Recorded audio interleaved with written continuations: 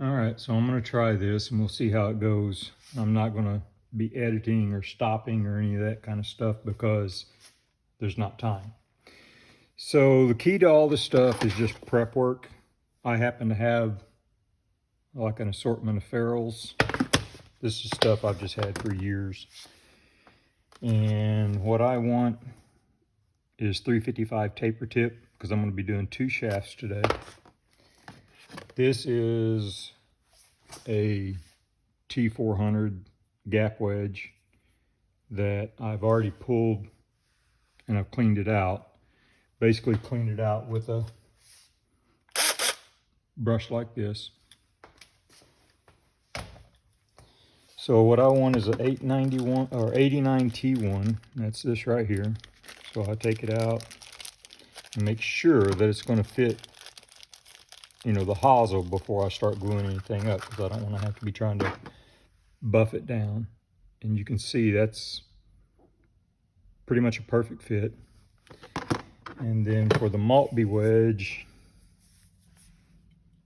should be a perfect fit because I got these from Maltby. Let me turn this light on, that might help. So I got this from Maltby, the head and the ferrule kit. Okay, so ferrules are there, heads are here. Put this kit away. And then I'll just keep an assortment of grips on hand. So, I mean, there's a whole, down at the bottom are grips that I don't use. For the gap wedge, I'll be using an align grip. Okay, +4, mid-size. For the Maltby wedge, I'm going to use a +4 mid-size, but without the alignment so that you can manipulate the head as you want to. All right, set that aside. Now, what I do, this is the glue that I use. And I buy these individual packs. It's not economically the wisest thing, but if you buy these, they sit around, and I've had this fail after it sits around for, you know, 6 months or something, because you just don't use that much of it. So I keep it and I use it for, you know, just projects, stuff that isn't important. But when I'm gluing a club that I want to hold together, I prefer to use this stuff. And they make one in a red label that's quick setting, which means you can probably, they say you can play the club like within, it sets up hard within 30 minutes and you can play it within, you know, a few hours. I just don't trust it. I'm kind of old school. I just glue this, let it set till the next day, and then it's ready to work. All right, so prep work. Get all of your stuff ready, because when you start gluing, you don't have time to be messing around looking for stuff. So I create me a little place to mix my epoxy. It's just the way I do it. You can use cardboard. We used to use cardboard at the golf shop all the time. I just don't have a lot of cardboard laying around. And then I can just peel this tape off my workbench when I'm done. Okay.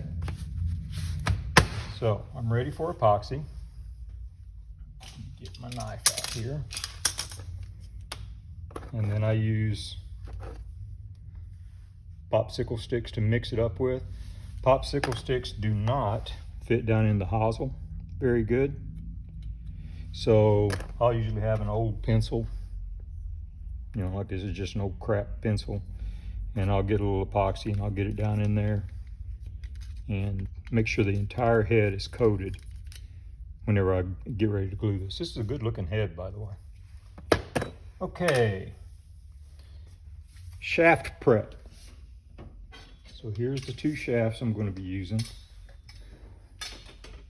The first one is the steel fiber.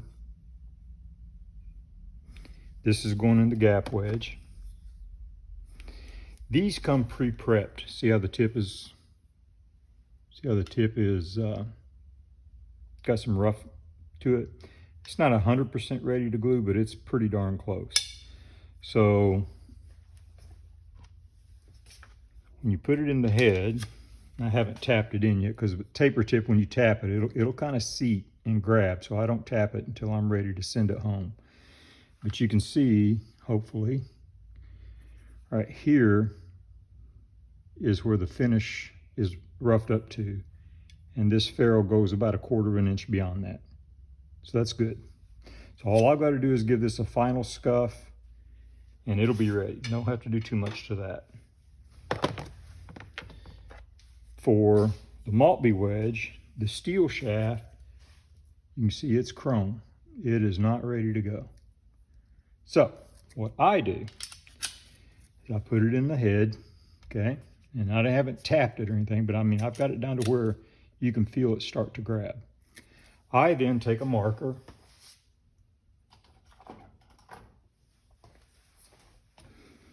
and I will mark this about 1/4 of an inch, maybe 1/2 an inch. No, about 1/4 of an inch above the hosel, right there. That's as far as I want to rough that up. I do want a little bit of roughage above the hosel so that the ferrule will grab. If you've ever seen ferrules that come loose on clubs, a lot of that's because they've only prepped it to here. They stick the club together and then the ferrule really just doesn't have anything to grip to, okay? So, that's ready. I would like to have a belt sander. I don't have a belt sander, so I do it by hand because I just don't do very many clubs. This is some pretty rough grit paper. And I'll put me a piece of tape on this shaft so I know I don't go beyond it. So right there's my mark. I'll put my tape right there. And I'm going to rough this up from there down. That's all there is to it. Let me get my gloves on here. Got church later. I don't want to get junk all over my hands here. Oh, that gloves no good. Michael Jackson cut the fingers out of it.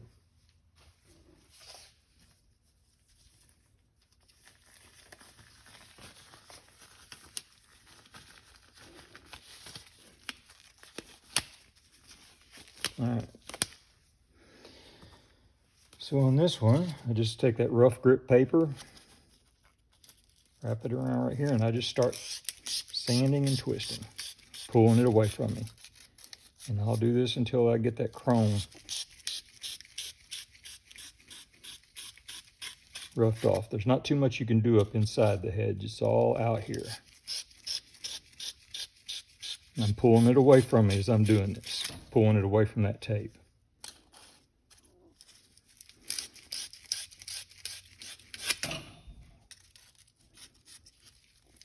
And I'm squeezing the crap out of it as I'm doing that because I want that to be a good, rough texture. And then I'll test it here. Let me test it with my hand. Put this stupid glove off. Put that one on too low. Not good enough.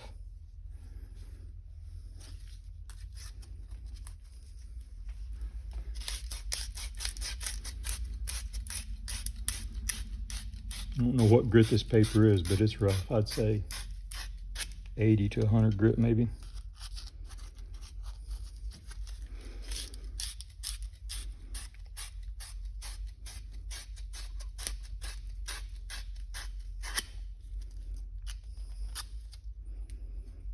Getting better. You want all that shiny, all the chrome off of that, because that glue, that epoxy will not stick to that chrome very well. Some do it that way. I don't. And I've been doing this since, I don't know, late 80s.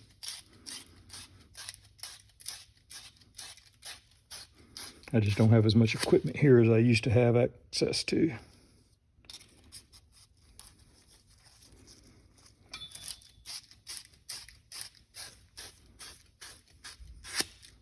Okay, check that. That's getting pretty rough there. A little bit more. You only get one shot at this, so invest the time.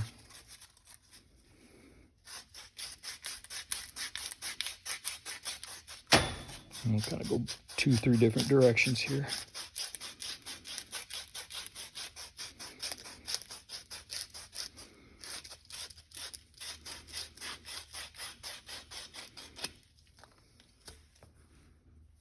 Yeah, that's pretty good. Let's see if you can tell. Let me take the tape off.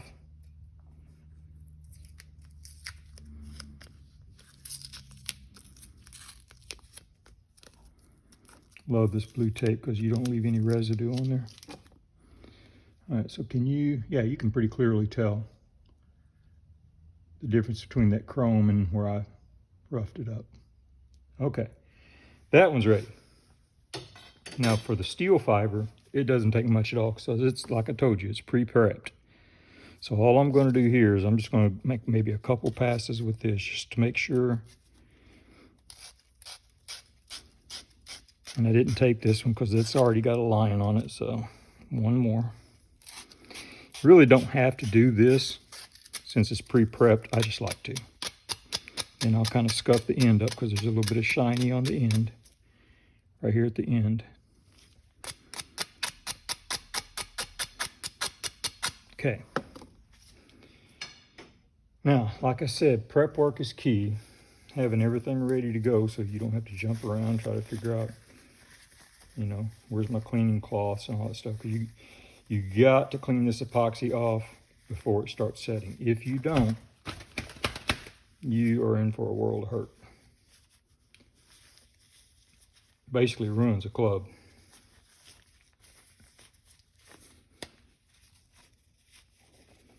The dang glove is inside out. I told you I'm not cutting or editing anything, so you're going to get what you get.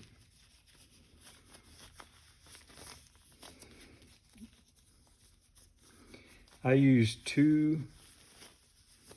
In the old days, these ferrules would rarely be a perfect fit like that. Rarely. You would almost always have like a 16th or a 32nd overlap because the manufacturing processes weren't as good back then. So you would have to put them on a belt sander with some real fine sandpaper. And you would have to turn them down till they fit the head. And it was just a pain. Nowadays, you don't have to do that too much. And back then, when you would do that, you would have little fine scratch marks all in the ferrule. So you would use acetone for that, because that'll take fine scratches out of this and make it shiny again. You gotta be quick, and you gotta use a lint-free rag because it melts that plastic very fast. And if you use paper towel, you'll end up sticking paper towel to your ferrule, and again, you screwed up your whole project. You can see how rusty this is. I've had this acetone for, I don't know, 20 years. The only thing I use the acetone now for is to clean out the inside of the hosel, because there might be, you know, from the manufacturing process, there might be some oils or, you know, dust or something in there, and you want your mating surface to be perfectly clean.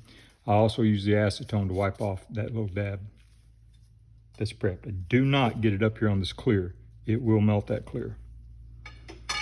Okay, get a few paper towels handy. Set this over here. This seems like a stupid little thing, but I'm telling you, if you don't do this ahead of time, you'll be fumbling around trying to get your paper towels, and it's a freaking nightmare. So I get me several pieces here, tear them in half. And then part of them, the other thing I use, and this is I use for gripping and for general cleanup, is just standard paint thinner, mineral spirits. Works the same. This one's empty. I just emptied it out. And then I have invested in a syringe because I shoot grips off a lot and reuse them. Well, like if I sell a club, I want to keep, you know, these grips are $15 a piece. So I may shoot them off and put on a, Tor Velvet or something I got off a club that I don't use that grip. This has a really sharp needle, got to be careful with it.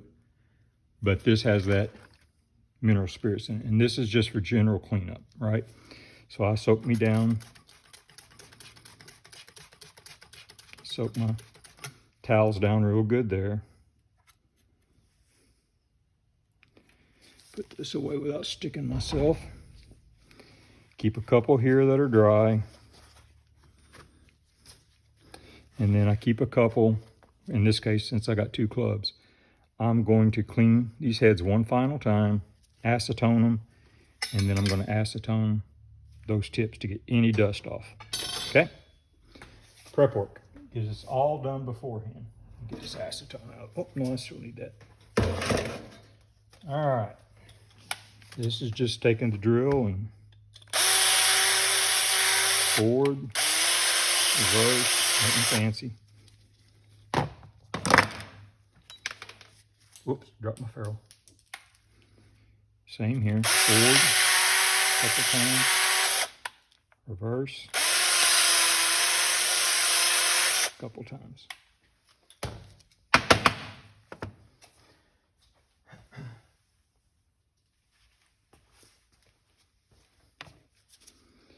And then I take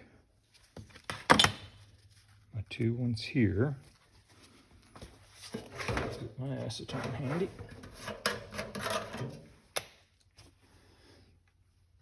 And this is the way I like to do it. You can do it however you want to do it, but I get me a little slosh right there. And I wipe these off first because I'm getting ready to wad this thing up and go down in that head. And it doesn't take much. You just got to get the dust off of it. You don't need to rub it for a long time. That's all it takes, just one good wipe. So then I soak it again. Usually I swap it around to a clean end.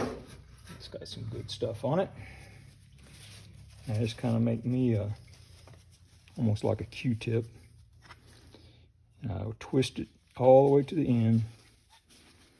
And the reason I use acetone, you can hear, I don't know if you can hear that. Squeaking, that's what you like to hear. See how that comes out of there? That probably wouldn't affect anything, but better safe than sorry. Toss that one away. That head's ready to glue. Set it right there. And same with this one.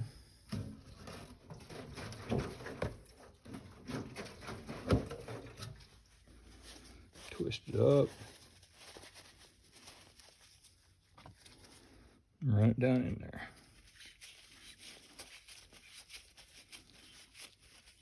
You can tell by how far you get it down in there. It's probably inch and a quarter. Twist it a few times. See? That may or may not cause that epoxy to fail, but I'd rather do it. And then that epoxy or acetone evaporates like within seconds. So that's ready to glue. All right, next step. Shafts are ready. These are ready. You don't have to do anything inside the ferrule. They've got a little bevel inside there, so it kind of helps the glue to hold. I'm just stopping here a second to make sure I've got everything ready, because this is the point where there isn't any turning back. Once you start mixing, you got, I mean, I don't want to act like you got,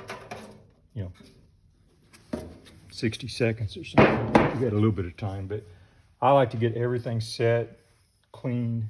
I open this door, there's a cabinet door for them open, because I like to have something whenever I get done, I can, and when the shaft is in, I can kind of push it up against it so it doesn't turn. And I can take these towels and wipe off that final glue. So I usually, and then I'll also lay them up against there. And then don't freaking touch them for at least, I don't touch them till the next morning. You can probably mess with them in 10 or 12 hours, but I'm kind of paranoid about it. Maybe not paranoid, maybe anal is a better word. This is stuff that you don't really have to use. I just have it. It's called quick center. It's basically super fine metallic granules. And I'm not going to show it to you, but I put this in with my epoxy when I'm mixing it after I put the ferrules on. I don't use it on ferrules. The only reason I use this is it's just what it's called, quick center. Those granules, as you put it down the shaft into the head, it will take up any slack. I mean, I'm talking about just micrometer type measurement of slack that might be in there, and it'll help center that shaft. So just the way I've always done it, and they make it for a reason. But it doesn't take very much. Like whenever I mix my epoxy up, I'm gonna mix 2 of these up because I like having plenty of epoxy. These are, I don't know, $3, and you're just sure that you've got plenty. If I was doing one club, I'd only do one pack. I'd mix it up and scrape some of it off that's clean to use for the ferrules. All right. I think we are ready to glue. One final check here. Everything's ready. I got my wet towels, got my dry towels. Of course, I won't be doing the gripping till tomorrow after they dry, but if you want, I'll record that too. You know, the trimming of the butts and stuff like that. All right, so see if I can see that tape on the camera. Oh yeah, perfect. All right, here we go.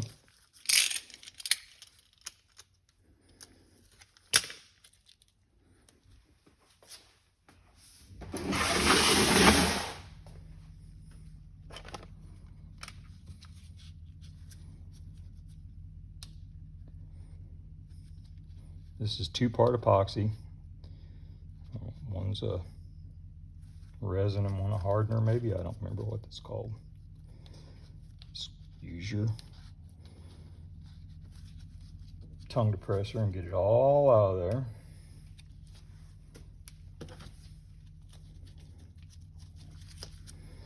Same with this one.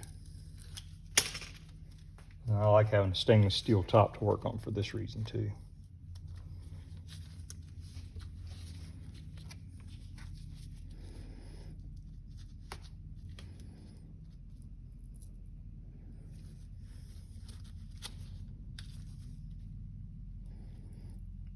This is a 1-to-1 mix, so you try to get everything you can out of that pack.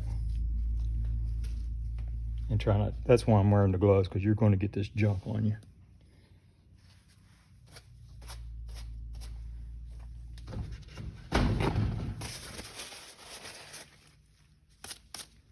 Okay.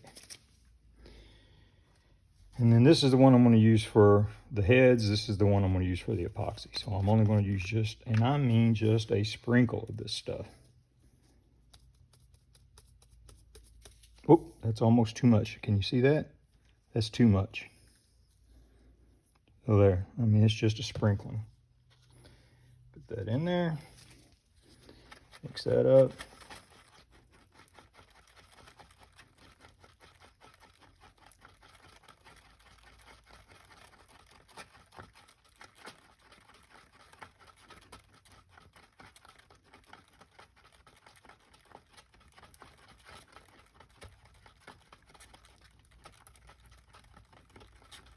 I usually do it 50 times. Don't know why. Just 50 times.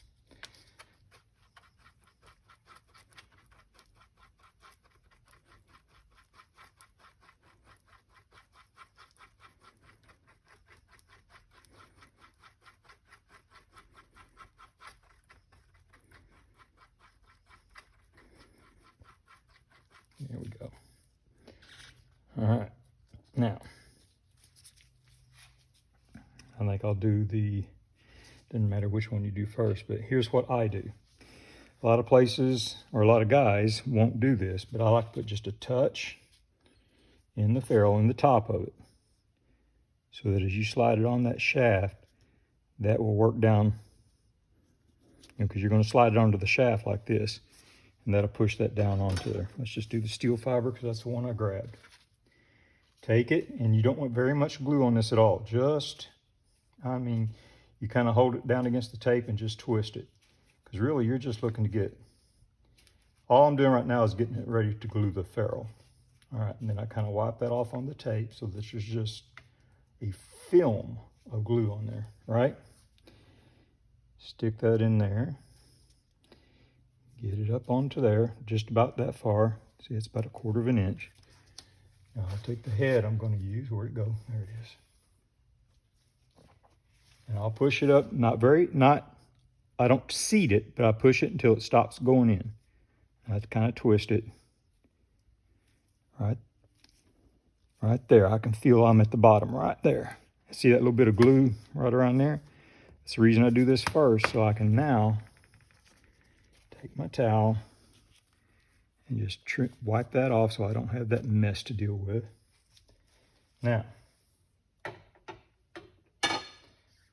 I'll move to the one that's got the grid in it. I'll take a little bit and put it right here. Get it down in that head. You don't have to have a whole lot. I'll take this pencil and I'll coat the pencil, because I don't want it removing epoxy. I want it to spread it. And I push it down in there gently so that the air can escape. And then I just twist it. I mean, it's all the way down to the bottom, and I kind of wallow it around like that. So the entire inside of that hosel is coated with epoxy, right? And then I come back, and this is the one that's got the centering granules, and I'll get me a good coating of that on there.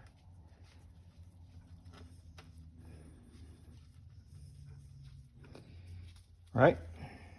Now I'll sort of twist it as it goes down in. I don't know if you can hear it. Let's see.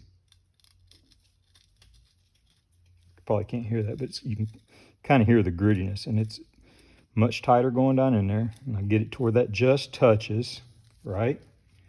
I'll get my shaft. On this one, I know that I want this yellow R-Flex goes up on like on my other clubs. And I always put the brand stuff down. It's just me. I think a lot of places do now. So that looks like that is pretty straight. And now is when I send it home. I don't know if you can see this or not. Hopefully you can. And you can hear it when it hits the bottom of the club. So that's seated. I'll take this, get the rest of this epoxy off. And you got to do this now, because if you don't, you're going to be screwed. You gotta do it this way. And that club is ready. I won't touch this again. See how clean that is? That's done. All right. I'll set this over here. Take one final look at my label. It looks good. Done. Same thing. Repeat the process. Take the clean epoxy. Get a little dab. Top of the ferrule.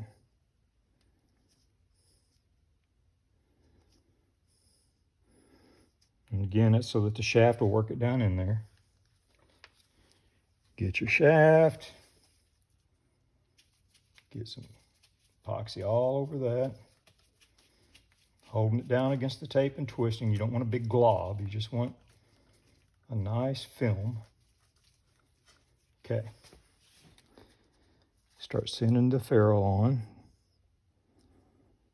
And I'm trying to keep it off my gloves because I don't want that all over my club. Now see, I've got that just where the shaft is starting to come through a little bit there. Trying to keep this off my glove. There you go. All right. Take the club head. Start sending it home. This is only there. Now I haven't seated it or anything, but I can feel it starting to have some resistance. That's as far as I'm going with that. Take a towel. Wipe off that little bit of excess right there. Set that aside. Now, I'm going to do the club head itself.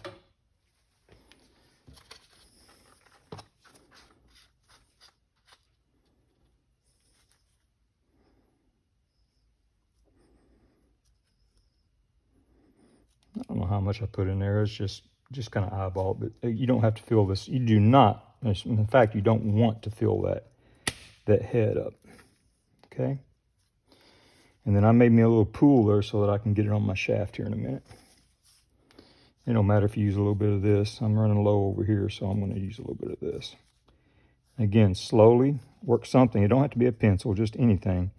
But I'm working it in there and twisting it slowly so that the air doesn't push my epoxy out. See how I didn't lose any epoxy. And I'm twisting that and moving it around. The entire inside of that hosel is now covered in epoxy.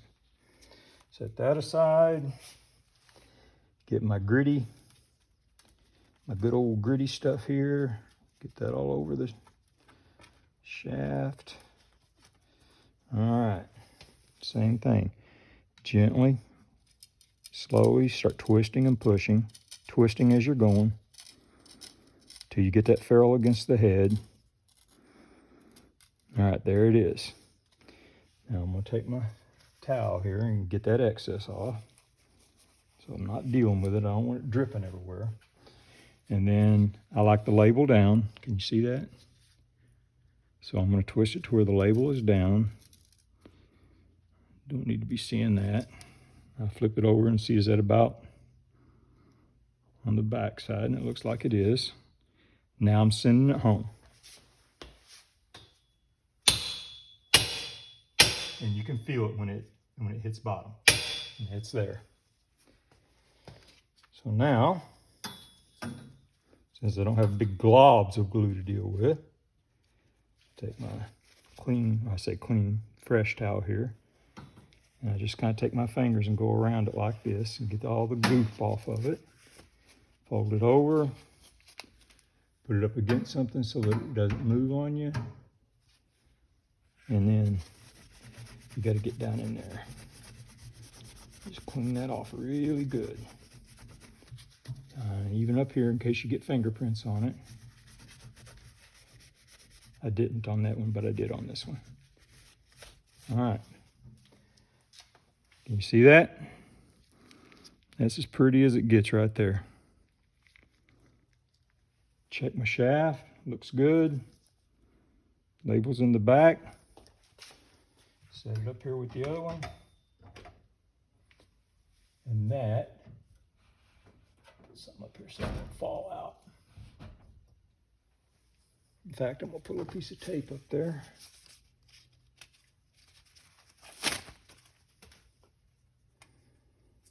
So that those don't fall over in the night.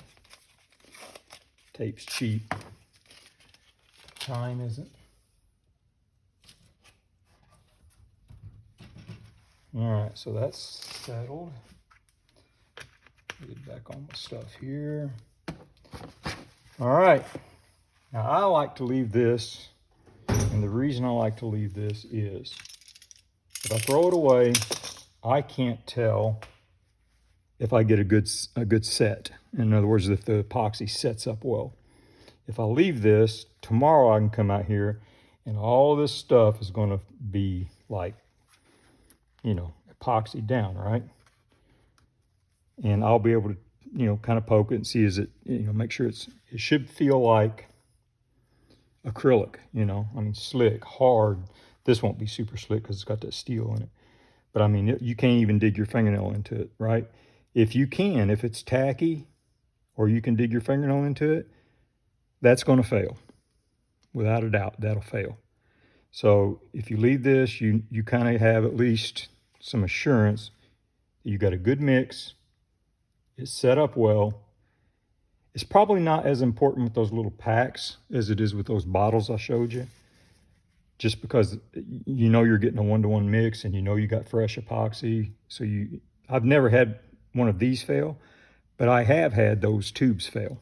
And man, that's a pain because you have to, excuse me, then you have to start pulling the heads and re-cleaning them and cleaning the shafts, and you have to drill the center of the shaft out because you can't get the shaft down into the the hosel unless there's a way for the air to escape. So doesn't cost me anything to leave this laying there. Tomorrow when I come out, there's a little bit right there. I got to get that wiped off.